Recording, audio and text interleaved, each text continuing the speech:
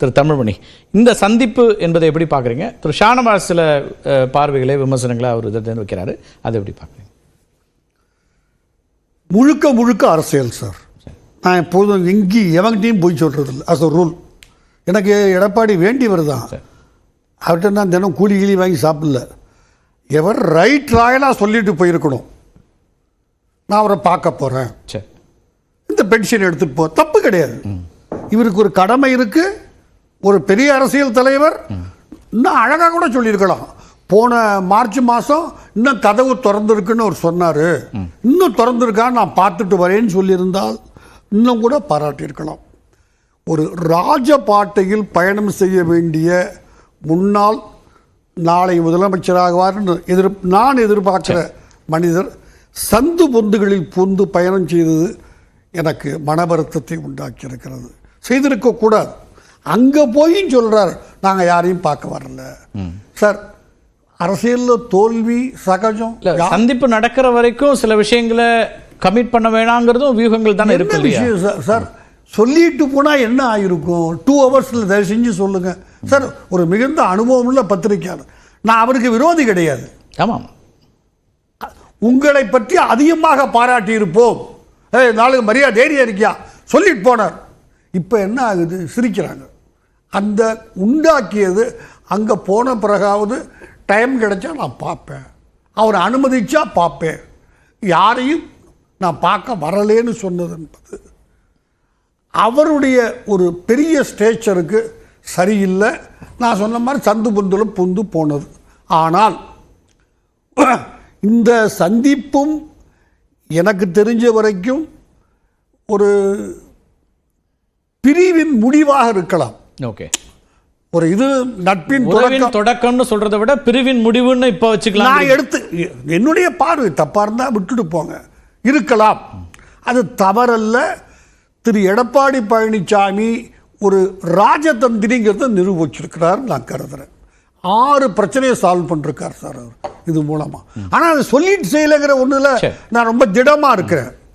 என்னன்னா ரைட், உள்கட்சி உடஞ்சே போயிடணும் நீங்கள் நானும் பேசியிருக்கோம். அவங்க கட்சியில முக்கியமான தலைவர்கள். நான் பேசல, நீங்க பேசல சார். கேள்வி கேட்டு சார் டாபிக்கா வச்சு அந்த அர்த்தத்துல உங்களை தனிப்பட்ட முறையில் நான் ஒன்றும் சொல்லல. இது இல்லை, இன்னும் 50 டிவியில பேசியிருக்கோம். இப்போ எல்லா பத்திரிகைகளையும் எழுதுனாங்க. இன்னும் 6 பேர் அவங்க சொன்னது நடுநிலையான பத்திரிகைகள். நீ பிஜேபி கூட போகணும், இவர் மாட்டவே மாட்டேன், இதெல்லாம் தெரிஞ்சுதா உலகத்துக்கு? அது இன்னைக்கு இல்லை. கட்சி உடையாம ஒரு பொதுச் செயலாளர் காப்பாத்திருக்கா, கைதட்டுற சார் இருக்கணும். நீங்க உங்க இண்டிவிஜுவாலிட்டியை காமிச்சுக்கிட்டு எந்த கட்சியா இருந்தாலும் சரிதான் இருந்தீங்கன்னா கட்சிக்கு ஆபத்து வரும்.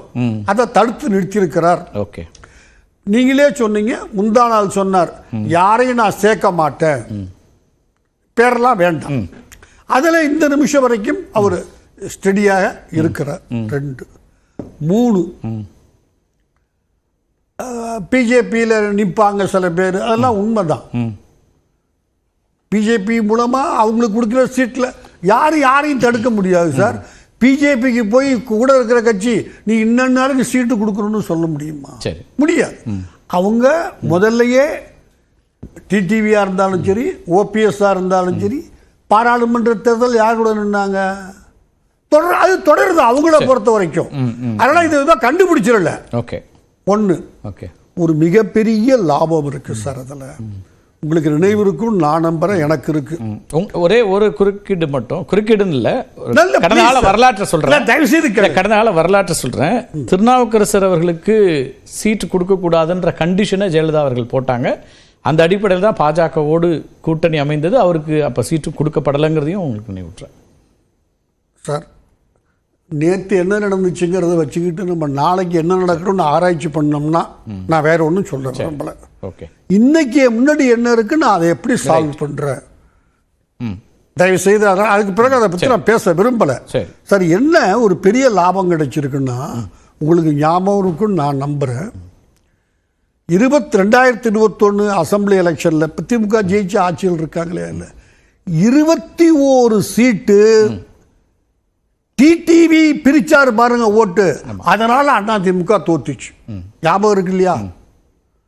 அந்த 21 வரலன்னாலும் அவரு பிளஸ்ங்கிறத நீங்க ஏத்துக்கிட்டு தான் ஆகணும். சரி, போன தடவை 21 இவ்வளவு பெரிய கூட்டணி வச்சும் அந்த 21 வாக்குகள் சிதறாம இருக்கிற விஷயத்த இப்ப சிதறனத்தை நான் சுட்டி காமிக்கிறேன். 21 அசம்பிளி சீட்ல அவரு பிரிச்சார், அதனாலதான் தோல்வி அதிமுகவுக்கு. அது சால்வ் ஆயிடுச்சு. நம்பர் 2. நம்பர் 3, அவர் கட்சியை பொறுத்த வரைக்கும் தினம் ஒன்று இவர் பேச மாட்டேங்கிறாரு, அவர் பேச மாட்டேங்கிறாரு, இவர் கோச்சிக்கிட்டு போயிட்டாரு, 1 hour லேட்டாக வந்தார், இவர் கல்யாணத்துக்கு வந்தார், அவர் வரவே, இதை மாதிரி தொடர்ந்து ஓட்டிக்கிட்டு இருந்தோம். என்னாச்சு? ஒன்றும் இல்லை. அதை கிட்டத்தட்ட அவரால் இபிஎஸ்ஆல சால்வ் பண்ண முடிஞ்சிருக்கு. இது இந்த கூட்டணி சார்பா. இந்த கூட்டணிங்கிறது முடிவாயிடுச்சுல்ல, நான் சொல்லவே இல்லை. இந்த சந்திப்பின் மூலமாக அப்படிங்கிறீங்க? இந்த சந்திப்பின் மூலம் ஒரு ஆரம்பம், தொடக்கம், அந்த அளவுக்கு ஒரு பிரிவு முடிஞ்சு போச்சுக்கிறத நான் ஏத்துக்கிறேன் சார். இத்தனை சீட்டு இவங்களுக்கு, அவங்களுக்கு இத்தனை சீட்டு, அதெல்லாம் வரல. சரி, உங்களுக்கு இன்னைய தேதியில இது செட்டில் ஆச்சுன்னா, நான் என்னுடைய கணக்கு தான், நான் அந்த கட்சி கிடையாது, ஏடிஎம்கே எல்லாம் கிடையாது, ஒரு ஆமாம் சார், பாட்டாளி மக்கள் கட்சி வந்துடும். ஓகே, பாட்டாளி மக்கள் கட்சி வந்துடும். லெஜிட்டிமேட்டா அவங்களுக்கு கூட்டணியில ஒரு ராஜ்யசபா கொடுத்துடலாம், ஒரு பிரச்சனையும் கிடையாது. ஓகே, லெஜிட்டிமேட்டா. சரி, இதை தாண்டி 3 மிக முக்கியமான பிரச்சனைகள் இன்னும் ஒரு 2-3 மாசத்தில் நடக்க போகுது. 1, சுப்ரீம் கோர்ட் மிக கடுமையான லாங்குவேஜ் ஒரு அட்டர்னி ஜெனரல்கிட்ட சொல்றான், நான் விட்ரா பண்ணிக்கிறேங்கிறாரு. நீ என்ன பேசுறேன்னு ஆன் ரெக்கார்டில் இருக்கு சார். எனக்கு தெரிஞ்ச வரைக்கும் ஒரு டிசிக்னேட்டட் சீனியர் அட்வொகேட்டே அது மாதிரி சொல்றது கிடையாது. ஒரு ஃபார்மர் அட்டர்னி ஜெனரலோ விடமாட்டேன், அந்த பாரா இருக்கட்டும், நீ எப்படி நடந்துகிட்ட. அவர் என்ன சொன்னார்? செந்தில் பாலாஜிக்கு நோட்டீஸ் கொடுக்கலங்க, பிடிச்சிட்டான், பின்னிட்டான், நீ தான் அணையிலிருந்து வைக்கல, நீ கேஸ் நடத்திட்டு இருக்கல, எதுக்கு நான் நோட்டீஸ் கொடுக்கணும், அதை தான் விட்ரா பண்றேன்னு மன்னிப்பு கேட்டார். நோன்ட்டான். ஒரு ஆபத்து திமுகவுக்கு காத்துக்கிட்டு இருக்கு. நான் வேற ஒண்ணுமே அதை தாண்டி சொல்லலை. நம்பர் 2, இந்த 4-5 நாளைக்கு முன்னாடி 2 நீதிபதிகள் என்ன உள்ளே போக வேண்டாம், என்னவெல்லாம் சொல்லி அதை செய்யல இதை செய்யலன்னு சொல்லி சர்க்கார் போட்ட கேஸில் நடந்துக்கிட்டு அவங்க என்ன சொல்லிட்டாங்க, நாங்கள் இந்த கேஸை கேட்க விரும்பல. குறைஞ்சபட்சம் இந்த ஜட்ஜிகள் பேசின அன்னைக்கு பேசின பேச்சு நான் ரிப்பீட் பண்ணல, வேண்டாம். இவ்வளவு பேசிட்டு அவ்வளவு அவங்க பேசுறது உண்மையாக இருந்திருந்தால் ஏன் விட்ரா பண்ணிக்கிறீங்க நீங்க? ஓகே, ஒன்று யாராவது உங்களை மிரட்டி இருக்கணும் சொல்லுங்க ஓப்பனா. நீங்க ஹைகோர்ட் ஜட்ஜஸ் இன்னார் இந்த மாதிரி பேசுனாங்க, தப்பு இல்லை, நம்ம நியாயமா கேட்போம். இல்லை, ஏன் விட்ரா பண்ணீங்க? விட்ரா.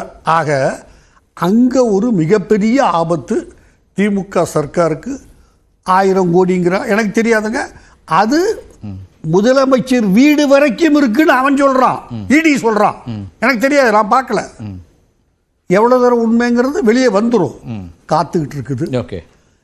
7 அமைச்சர்கள் கியூல இருக்காங்க, 2 அமைச்சர்கள் அவரோட மனைவியும் சேர்த்து. சரி, இதெல்லாம் வந்து அவருக்கு சாதகமாக மாறலாம் அல்ல. இதெல்லாம் கிடைக்கக்கூடிய நன்மைகளை பிஜேபி மட்டுமே அறுவடை செய்துவிடக் கூடாது. நீங்க கூட நின்னாதான் ஒரு ஏதோ ஒரு ரூபத்தில் அதனுடைய கிடைக்கக்கூடிய என்ன லாபம் கிடைக்கும் சார். அரசியல் அதுதான். ஓகே, வேற ஒன்றும் இது கிடையாது, தப்பு இல்லை அதுல. அரசியல்ல இந்த காரியம் பண்ணி நான் சாதி செய்த அதனால ஒரு 1000 ஓட்டு அதுல அவங்களுக்கு கிடைக்கும். இதை தாண்டி சில லாபங்கள் ஒரு ஜெயிக்கக்கூடிய அமைப்பு வந்தாதான். ஓகே, நான் கூட்டணியே வைக்க மாட்டேன்னு சொல்லிட்டு இருக்கிற ஒருத்தர் என்னுடைய ரீடிங் இல்லை, தயவுசெஞ்சு புரிஞ்சுக்கோங்க. ஓகே, அவரு ப்ரோ இபிஎஸ் மூட்ல இருக்காரு இப்ப. ஓகே, கமலஹாசன் கொடுத்த மாதிரி எலெக்ஷன்லேயே நிற்க வேணாம், ஆளும் நிற்க வேணாம், ஒரு டூர் போயிட்டு வா உனக்கு ராஜ்யசபா கொடுக்குறோம்னு சொன்னால் Okay. குறைஞ்சது 4-5% ஓட்டு கிடைக்கும். அது முடியும்னு நான் நம்புறேன். Okay. எனவே அவருடைய ராஜதந்திரத்தை மனம் திறந்து பாராட்டுகிறேன். இது ஒரு ராஜதந்திரமான நகர்வுங்கிறீங்க இந்த சந்திப்பு. இதை லேட் பண்ணாம இந்த நேரத்தில் செய்தாதான் நான் ஒரு 3 ஆபத்து சொல்றேன்ல, ஆமா, அதனுடைய பலன் யாருக்கு கிடைக்குங்கிறது இருக்குதுல்ல. ஃபைன்.